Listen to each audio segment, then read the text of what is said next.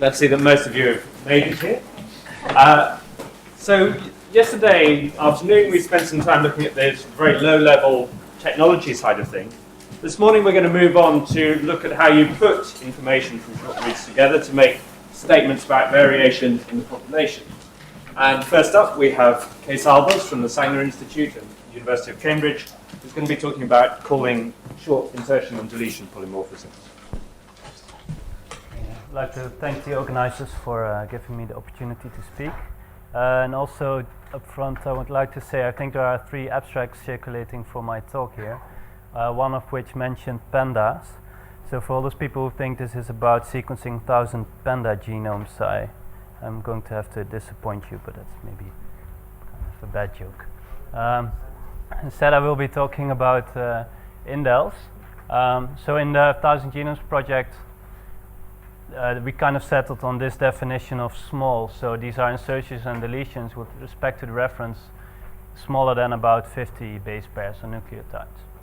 And my main work was to create the program dindel, and that's the approach the program we used to call indels. And what it is, it's basically a Bayesian model for locally realigning reads to candidate haplotypes, and these candidate haplotypes represent alternatives haplotypes to the reference sequence, and we generate these candidate haplotypes from a set of candidate indels.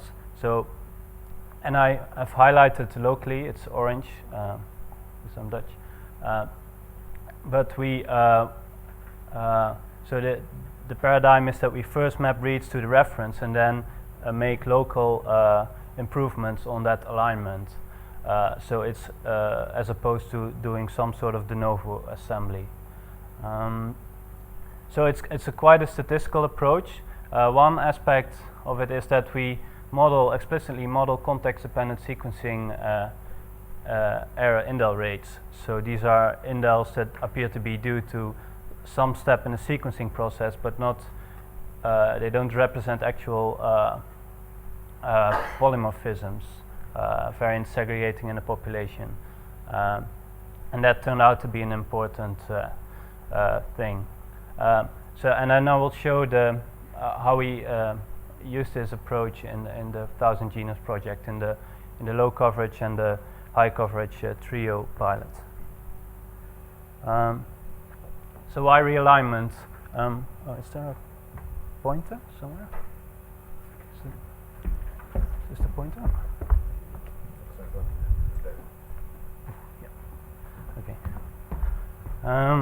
So what you see here is a pile-up of reads. So, oh, can I do this?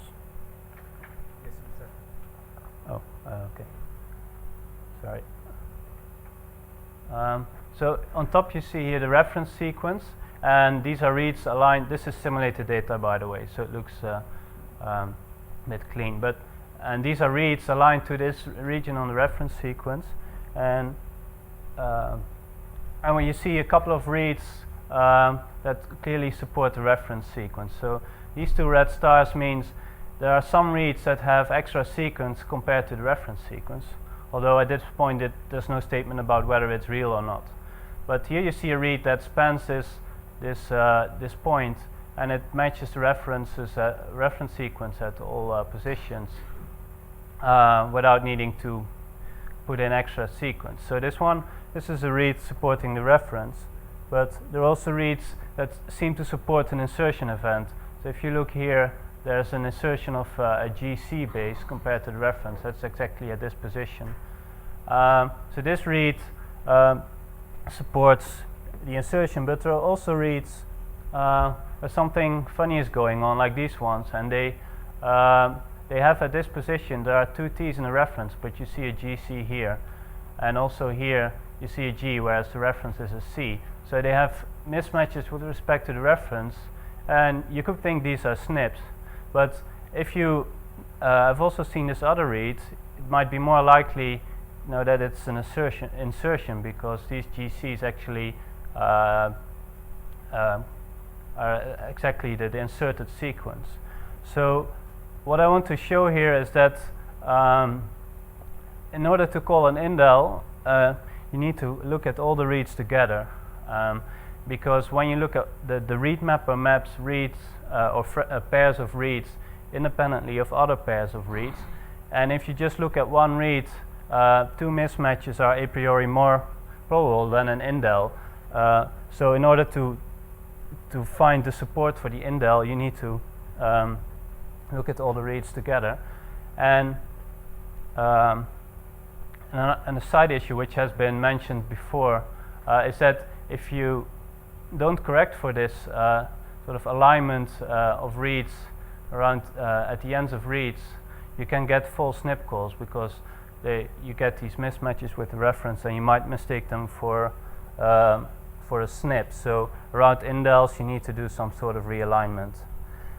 Another reason why we do realignment is the following, that it becomes easier to separate out sequencing errors from true polymorphism. So what you see here is just a representation of a piece of reference sequence. Now we want to test, is there an indel here? So here you see a candidate haplotype which has some extra sequence, so these arrows indicate alignment. So these are not in parallel. So that just means that this part of this red bit of sequence was not present in the reference. So this is a candidate haplotype. In this case, this represents an indel polymorphism, because there's a difference between the haplotype and the reference sequence. And then we might have some reads that support this. So here the parallel lines again mean that this is can be aligned without gaps to this candidate haplotype. And in this case, you would say, okay, I have reads that support a true indel event or an indel polymorphism. But of course, you also need to consider the reference sequence. And this is the parallel lines here indicate that it's just a copy of the reference sequence for this region. And so you might have some reads that clearly align well to this candidate haplotype, the reference haplotype. But then if you would say, okay, if you want to say, okay, I don't think there's actually a true indel, but these might be sequencing errors, then you would explain the reads in this way. You have a reference haplotype, and you have some reads that clearly align well to the reference haplotype, candidate haplotype, but you also have these reads which have extra sequence. But in this case, you would align them with a gap to the candidate haplotype, whereas before there was a gapped alignment of the candidate haplotype to the reference sequence.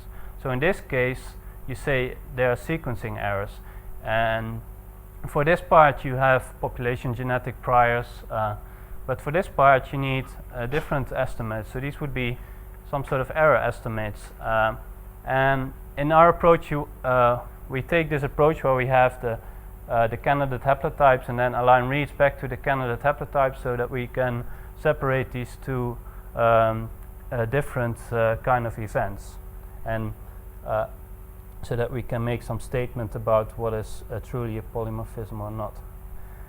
So how do we generate these candidate haplotypes? Kind of a busy slide, but here again you see a bit of reference sequence, and we want to test this putative indel event. It's an insertion in this case, and these blocks represent, it's the same pileup of reads against the reference sequence that I showed in the earlier slide. And these are just segments of reads. And then these are just the counts or the frequency, how often did we observe this stretch in a read. And if you look closely, you see here there's a C, whereas the reference says a T, and here you see a C. Where the reference says an A. So we use this as a very crude and simple way to generate candidate haplotypes. So what we do is we say we want to create say 8 candidate haplotypes, and one of the variants that must be present in these candidate haplotypes is the candidate insertion, of course, because that's what we want to test. But then since we're going to pick these shorter segments from every of these blocks, it will of course explode exponentially. So in this case, we want to create 8 candidate haplotypes, and one of them should be one variant should be the indel. So we can pick 2 alternative pieces of haplotype sequence. So here we picked the green and the blue one, just because they had the highest empirical frequency. And then, so we generate then the candidate haplotypes by just making all combinations of these haplotypes and the reference sequence. We always want to include the reference sequence because we want to compute genotype likelihoods, and we want to make some statement about is it more likely that there is something other than the reference or not. So we need to include the reference. So you get these candidate haplotypes, and here there are 4 that don't have the candidate indel, the insertion in this case, but you see the different combinations of colors here, and these ones do have the insertion. And you can align these back to the reference or just do some bookkeeping, so that in this case you have basically in your set of candidate haplotypes you have 2 SNPs and 1 is the candidate insertion. And in practice we take candidate haplotypes of about 120 base pairs. So that's 60 base pairs flanking this candidate indel that we want to test. So what do we use for the alignment of reads to candidate haplotypes? It's a Bayesian network, and I won't go into all the details, except that if you here have the haplotype and here you have the read, it's basically a generative model where the different events are nothing, so no gaps. Here you have a deletion, so a bit of sequence in the haplotype is not present in the read, and this is an insertion with respect to the candidate haplotype. And in this case, these are not statements about variance in the population, but they all are statements about sequencing errors, and in particular sequencing indels. And so this is the graphical model representation for this, and it's and these are the different variables where basically these 2 keep track of the alignment of the read with respect to the reference. And the only thing I want to stress here is that we pick 1 base in the read for which we think that if it's aligned to if this read can be aligned to the candidate haplotype, it's this base, and that's a bit heuristic. But what we then do is specify for this base in the read a prior probability that's based on a mapping quality that says, okay, the position of this base on the haplotype, so the haplotype base that generated this particular base is one of these. So that's the prior probability of aligning to the haplotype. The alternative is that the state of this variable would be L, which is to the left of the haplotype, or R to the right, which basically means somewhere else in the genome, but not this haplotype. So this is, and in the observations, so the observed read bases, there we use the base qualities. So we use both base qualities and mapping qualities to account for the uncertainty in the alignment that there might be. And then we need an estimate for these gap errors in the read, so between the candidate haplotype and the read. And this is work by Gert and Lunter, where he looked at the indels in homopolymers. And what we found in the 1000 Genome Project, what he found was that in longer homopolymer runs, so that's on this axis, so about 10, there seemed to be a lot of indels in homopolymers if you just do a simple counting. And if you look at the distribution, so on this axis is the frequency of the non-reference allele, and this is the density of sites, or the fraction of sites. See that at very long homopolymer runs, you get this distribution that deviates from the 1/x distribution that you expect from population genetics. And you could in theory explain this by very high mutation rates, but they would have to be much higher, several orders of magnitude higher than single nucleotide indel error rates. So we figured that would be unlikely for these relatively short stretches of sequence. So what Gert did was estimate an error model where you have a an error rate, and in the probability of seeing an error in a homopolymer run of length 1, which was estimated to be about 0.005%, but then in the long homopolymer runs, say one of 10 nucleotides, it goes up to almost 1%.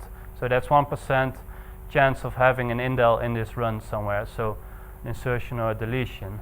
And this is actually quite a significant increase, and it did have an effect on our estimates. So, and it was very natural to plug this observation into the realignment model. So that is what we use for the context-dependent sequencing error. So currently is just homopolymer runs. So how did we use this in the indel calling? So this is the error model is for Illumina reads, and in the 1000 Genomes project there was sequence also from other technologies like Solid and 454. But we applied, so we only applied the actual calling on Illumina data, which for low coverage data set means about 3x coverage. And for the trio it's at least 25x, and it depends on which individual you look at.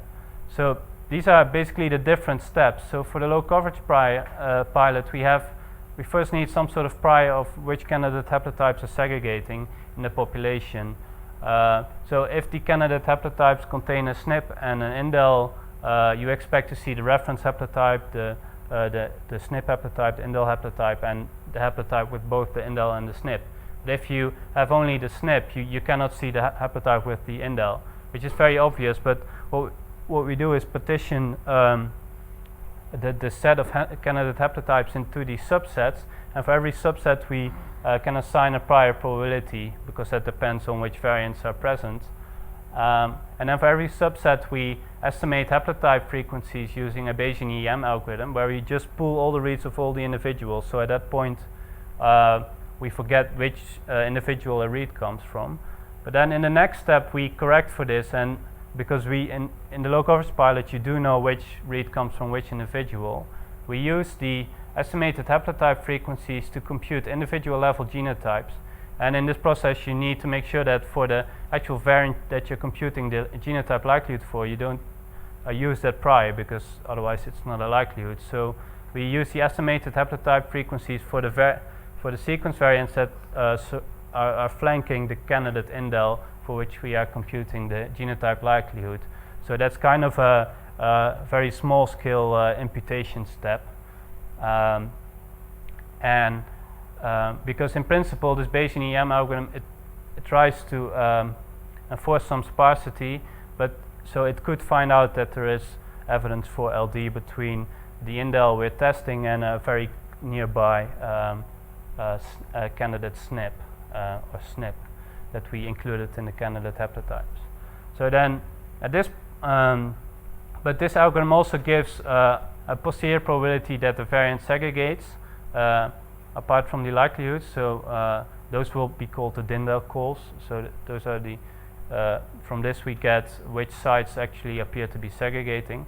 And then the last step to actually find out what the genotypes are for the low coverage individual, we applied LD-based callers such as QCall by Quang Li and Impute and Mark, so that you can improve the accuracy of the genotype calls above just what you would get from the likelihoods themselves. And the trios is slightly different, but similar. We have some. We first make genotype likelihoods for the individuals individually. So we have some. We need some prior probability for pairs of haplotypes, which is based on simple heterozygosity. And then we, using this diploid model, you can compute the genotype likelihoods. But you need to be a little bit careful, although I think it doesn't matter too much. But when you have these other sequence candidate sequence variants, like for instance a SNP close to your candidate indel, you need to integrate it out properly. So that's a bit similar to what we do here, but in this case we don't use any estimated haplotype frequencies. We just use again this prior. So then we get, for every individual in the trio, you get genotype likelihoods for every candidate indel. And then what we did is using some trio-aware caller, which is basically assume Mendelian transmission of the alleles, and then you can call the alleles. And I'll show you why we did this. So what was the procedure for calling the indels in the low coverage pilot? We did include indels from other technologies, but only in this way. So first, different methods were used to generate candidate indel sets. So these were not actual call sets, but they were some of them were designed to be just sensitive sets of indels, putative indels, and they were based on a variety of methods. And another realignment method, some assembly type methods. Some were just based on applying SEM tools to 454 data, or a more advanced caller to 454 data, and some were generated from solid data. And these methods have the capability to sometimes find longer variants. So from 454 you can of course find longer insertions. And this assembly method was in particular Pindel, and that one has the capability to detect somewhat longer deletions by using split read methods. This gave a set of about 8.5 million candidate indels, and about 8% of these were not detected by the MAC read alignments. So we used read alignments produced by MAC, and it does gapped alignments using Smith-Waterman. So it finds a lot of indels, but not all of them, and these 8% were not detected by MAC. So then we applied DINDEL, so the Bayesian realignment approach, to test every candidate indel in the set for segregation in the population. And in this we used both mapped reads but also unmapped reads. So if you have a paired end library and one read is mapped in the region, you can use the unmapped, try to realign the unmapped read to the candidate haplotype, for instance, and this is expected to be especially valuable when you have a long insertion or deletion, when you have a big difference with respect to the reference, and you would expect that the initial read mapper doesn't necessarily detect it and align that read to the correct place. So using this approach, you were also able to call some longer indels, where longer is still shorter than 50 base pairs. And in this case, we so far we have only imputed genotypes using QCall, and that also makes a statement about whether a site appears to be polymorphic, and we found that a very high percentage of the indels called by DINDEL were also confirmed by this LD approach of QCall. So I won't go into the actual call set too much. What we found was about 1.3 million indels, and these are the numbers in the different populations, and this number in parentheses is the fraction that was in dbSNP. No, I'm sorry. This is the fraction that was novel. So novel indels, and about 10% of all the indel calls were in long homopolymers. So we filtered out homopolymers longer than 10 base pairs, but we still find a significant fraction. It's about 10% in homopolymers of length 8, 9, and 10, where these indel errors, the sequencing indel error rate is also increased. So this indicates that it's important to model this well, and why we think you need an approach like DINDEL. So just to give an idea of what the indel size distribution look like. So here I have the deletions on this side and the insertions on this side, and as you see, we also call some longer indels, and these are likely to be due to the use of other candidate indel detection methods that we use, as I will show on the next slide. this is a non-reference allele frequency distribution for CEU and YRI, and what you see here first of all is this peak at 1% at 1, so this means that the detected indel has frequency of 100% in the population, so these are likely reference errors. And you see that at 0 we make fewer calls, which is not again what you expect from population genetics, but this is just where power drops off, and because we have these priors, we just don't have the power to make calls here, so that's why it drops off. And you see that the YRI allele frequency spectrum is shifted slightly to the left, as you would expect. So this is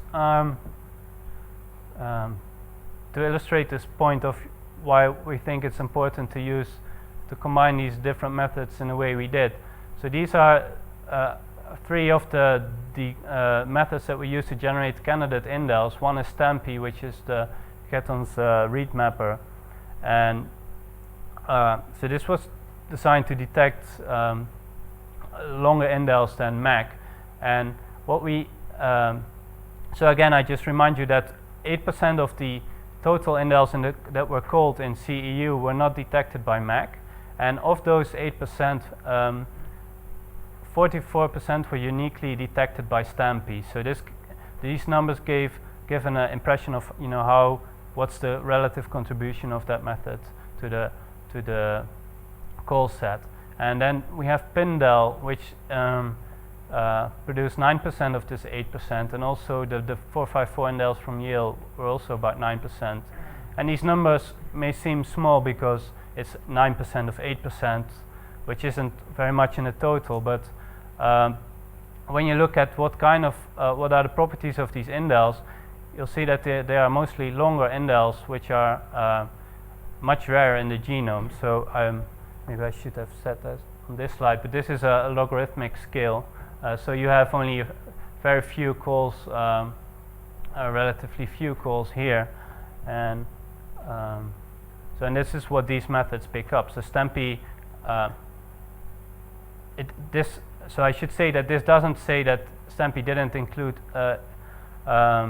detect some of these, but this is the average length of the indels that were uniquely detected by this method. So in this case, Stampy. So it has a sweet spot of about, in this case, at this particular point in time, which is it's a year ago, it had a sweet spot of around 9 base pair insertions and deletions, whereas Pindel picked up some of the longer ones, which are rare, and also Yale, the 454 indels also tended to be longer. So in this way, we were able to compensate to some extent for the fact that the initial read mapper doesn't pick up all indels.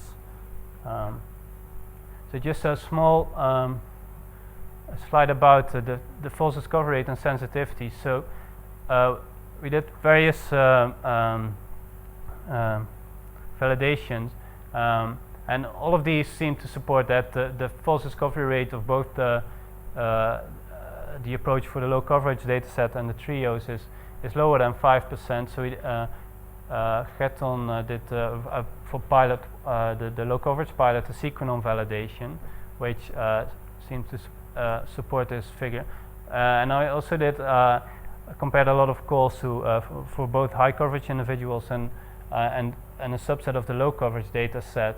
I compared to compilatory data, so I looked at all the traces, and that also seems to support this figure. So we're relatively sure about the false discovery rate of this approach to be lower than 5%. So then the sensitivity. So this is Getton did a comparison with Seattle SNPs, and then it seems that even for the more common indels in that data set, we detect only 70% of those. So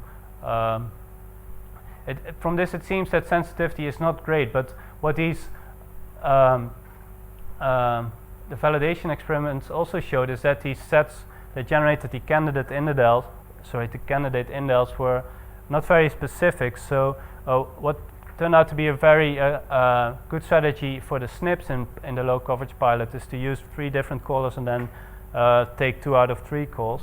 That it didn't seem that would work well for this approach, so that's why we settled on using the approach I described. But then still the sensitivity is not fantastic and somewhat lower than the SNPs. So, and you also see this when you look at the trio data. So we find about 84% of the trio indel that we called in the trios, there were about 400,000 called in the CEU, are also in the low coverage pilot. So this is a concordance rate. But then when we looked at segregation in the trio, so calling indels independently in the 3 individuals, and then I looked at how many of the indels that I called in the child can I find back in at least one of the parents, and then I explicitly tested that indel in the parent. And that's only about 80%.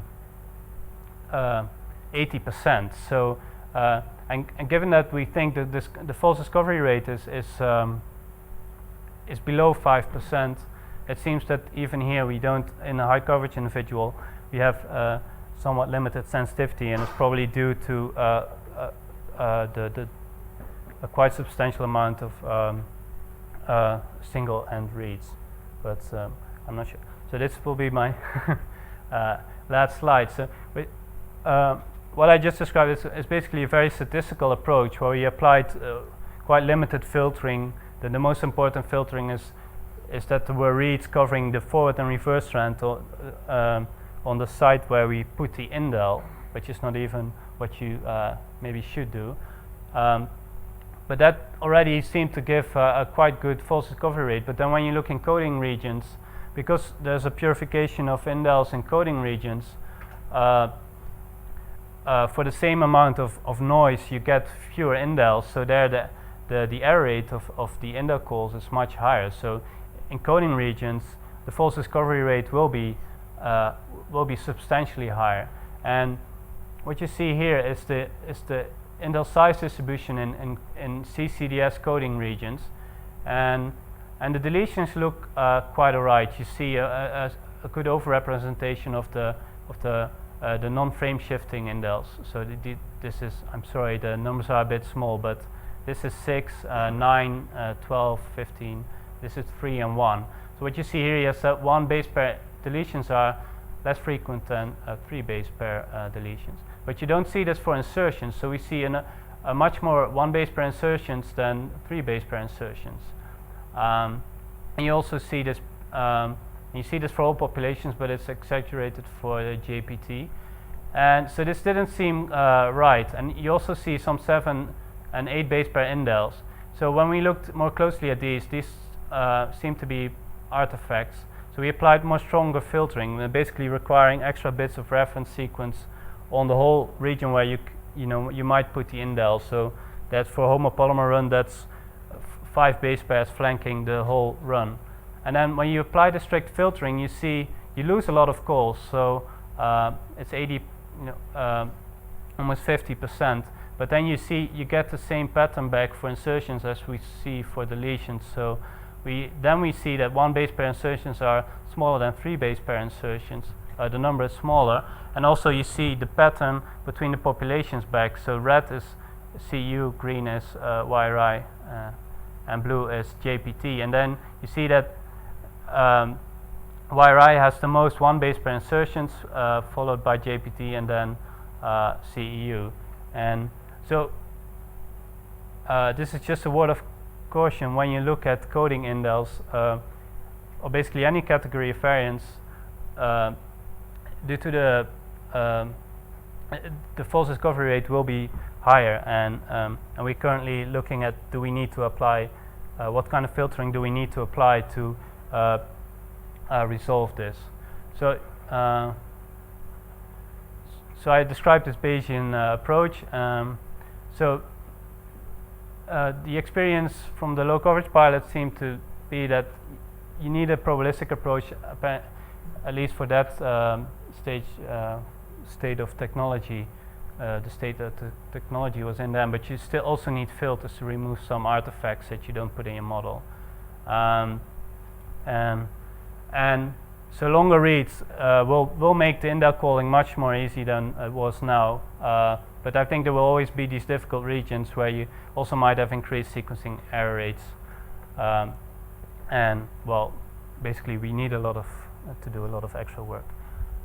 So Gert and Lunter contributed a lot to this work, and I would like to thank the members of the 1000 Genome Consortium as well for the help. And if you're brave, you can try to run it yourself. I heard that somebody was able to do it without much of my help, so